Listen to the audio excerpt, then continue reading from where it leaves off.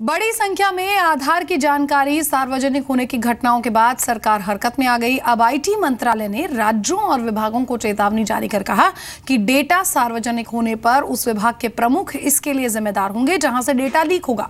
व्यक्ति की जानकारी साझा करने पर 3 साल की सजा का प्रावधान भी है।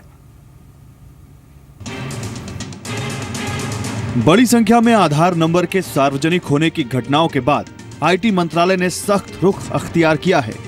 मंत्रालय ने इसे लेकर सभी राज्यों और विभागों को चेतावनी जारी की है। मंत्रालय ने कहा है कि डेटा सार्वजनिक होने पर उस विभाग के प्रमुख इसके लिए जिम्मेदार होंगे जहां से डेटा लीक होगा। नियमों के मुताबिक आधार नंबर के साथ उस व्यक्ति की जानकारी साझा करने पर 3 साल की सजा का प्रावधान है। मंत्रालय ने कहा है कि अगर डेटा के सार्वजनिक होने से उस व्यक्ति के साथ फ्रॉड होता है तो विभाग को हर्जाना देना पड़ेगा। मंत्रालय ने कहा है कि इस स्थिति में आईटी एक्ट 2000 और आधार एक्ट 2016 के तहत कार्रवाई होगी।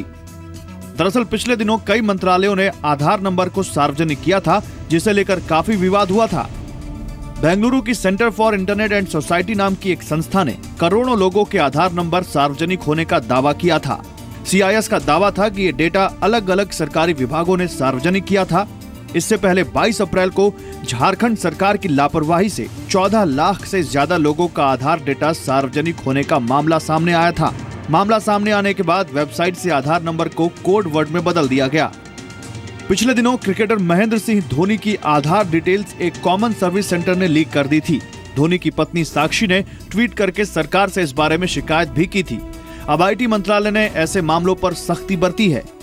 पिछले कुछ दिनों में आधार नंबर और बैंक अकाउंट सार्वजनिक होने के कई मामले सामने आए हैं। ऐसे में आईटी मंत्रालय ने हरकत में आते हुए चेतावनी जारी कर दी है। अब देखना होगा सरकारी एजेंसियां इस पर कितना अमल करती हैं। कैमरामैन राजेश के साथ असीम चंदा, जी मीडिया, दिल्ली।